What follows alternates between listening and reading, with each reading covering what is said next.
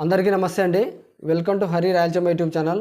ఈరోజు టాపిక్ వచ్చేసి ఇంటింటికి రేషన్ పంపిణీ వాహనాలను వెంటనే తొలగించాలని చెప్పేసి చంద్రబాబు అయితే ఒక కీలక నిర్ణయం అయితే తీసుకున్నాడు.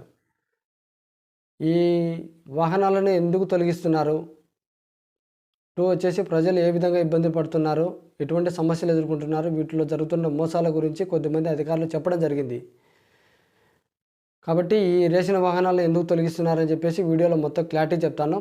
ఫస్ట్ టైం మన యూట్యూబ్ ఛానల్ చూసే వాళ్ళు ఉంటే ప్లీజ్ లైక్ చేసి సబ్స్క్రైబ్ చేసుకోండి.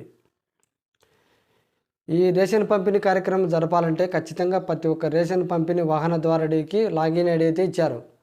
అతడు బయోమెట్రిక్ పెట్టి ఈ పాస్ మిషన్ ఓపెన్ చేస్తేనే రేషన్ పంపిణీ కార్యక్రమం పంపిణీ చేయొచ్చు. ఖచ్చితంగా ప్రతి ఒక్క లబ్ధిదారుడు ఈరోజు రేషన్ పంపిణీ జరుపుతుంటే, ఈరోజు రేషన్ తీసుకోవాలంటే కనుక రేషన్ బండి ఈరోజు ప్రతి ఒక్క ఇంటి దగ్గరికి వస్తుందంటే కనుక ఖచ్చితంగా ప్రతి ఒక్క లబ్ధిదారుడు ఇంటి దగ్గర ఉండే రేషన్ పంపిణీ తీసుకోవాలి.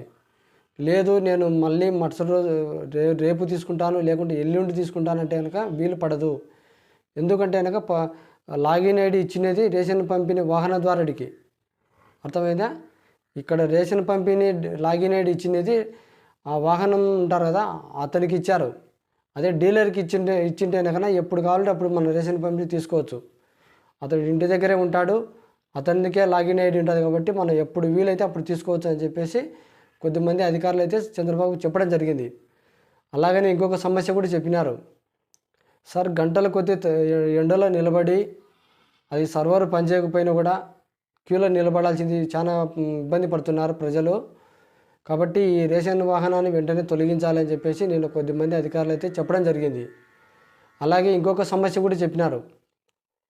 సార్ గతంలో ఈ రేషన్ పంపిణీ కార్యక్రమంలో ఒకరు కానివ్వండి, రేషన్ కార్డులో ఇద్దరు కానివ్వండి లబ్ధిదారుడు ఉంటే కనుక ఆ ఇద్దరుగా బయోమెట్రిక్ పడకపోతే కనుక వాళ్ళకి ఆప్షన్గా వాలంటీర్కి ఇచ్చేవాళ్ళు.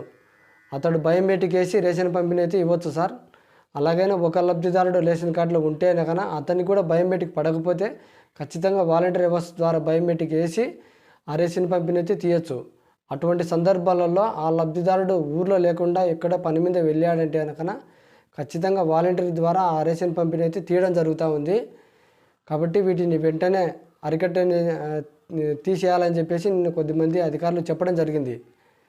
వీటిపైన చంద్రబాబు అయితే ఒక కీలక నిర్ణయం అయితే తీసుకున్నాడు.